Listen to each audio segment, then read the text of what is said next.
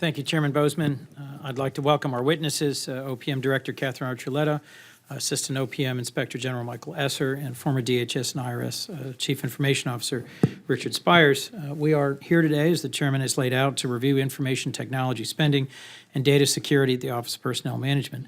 As part of that review, we need to discuss recent cybersecurity attacks that have put federal employee information and our national security at real risk. We also need to address the late-breaking Inspector General audit that expresses concerns about OPM's IT modernization project.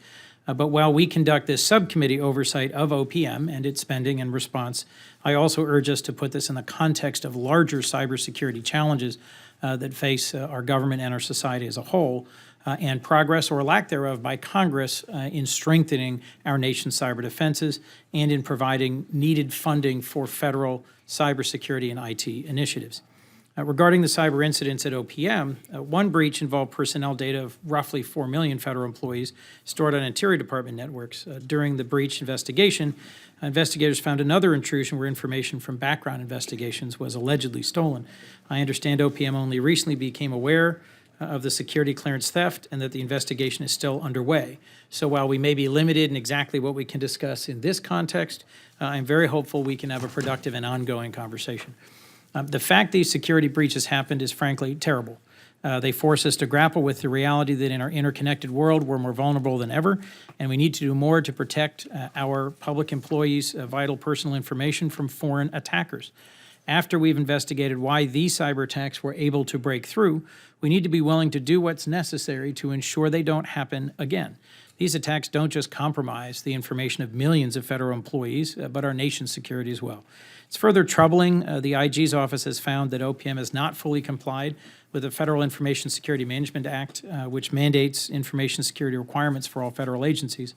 While OPM has made recent improvements, we need to remain vigilant. Both Director Archuleta and the OPM CIO have only been on the job roughly a year and a half, and to their credit, they've made IT security a priority, but they need to clearly understand that the job is not done.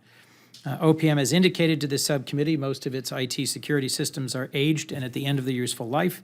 For some, security patches are no longer provided by the original vendor. In fiscal year 2014, OPM began a 3-year IT system modernization and is seeking a third installment of $21 million to complete that project this year, and we have to understand that without that funding, the investments of the 2 previous years can't be meaningfully completed.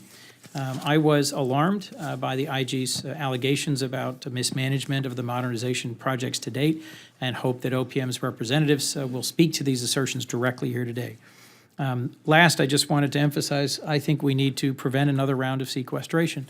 OPM's FY16 budget request includes a $32 million increase over last year's enacted level, virtually all of which would address IT infrastructure improvements. Sequestration could critically threaten those investments and even the livelihoods of our employees. While some of these cuts might be weathered in the short term, they can have serious long-term impacts, and I think we need to work together to ensure our federal agencies are prepared as best they can be to protect against cyber threats.